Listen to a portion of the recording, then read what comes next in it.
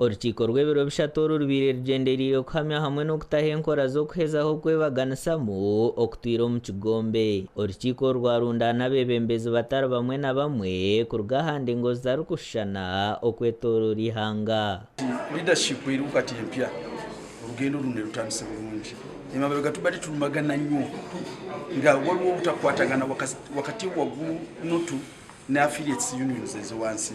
Ate nga ffe ekituluma tuba tukiikirira abakozi mu parliament twagala eddoboozi lyaffe lifaanane ng'eryavudde Edugisu, eryavudde Mbarara, eryavudde Irakaye, eryavudde ki kati omuzungu kyayita visibility. Charles Bakabulindi ori omujwekye rw'abakozi omu ishengyero yasiima gavumenti ahabwa ebintu bikye byehwerire aha ntunguka y'abakozi bitu ngo hakiroho bingi ebitakakozirwe. Bumpa omusaala olwaleero ate nga tompadde eddagala awo mba sinaakuyingirawo.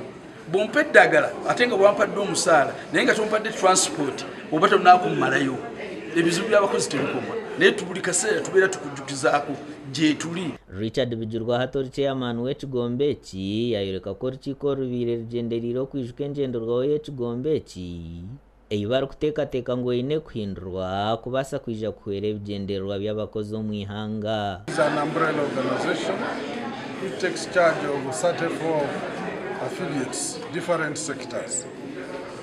The main purpose we are here is we have come to do an outline and of the strategic plan, the plan which will take us for the next 3 years. Aba boda boda aba kukorera street na nabandi abantu abo tibine bakozesa nguno boss wanje konka bakwamba bafunanyizwaho ne government hati nkahasita yinkushitama authorities nzikwanza funanyizwa bakozi abo baronderaho korra hata abantu abo oshange bakorramo etari gazetted nibakorera ka street mbabirukanzya konko umuntu wamirwa tuwa mutungira mwanya obundi mwanya gwa muhereza tumurunje.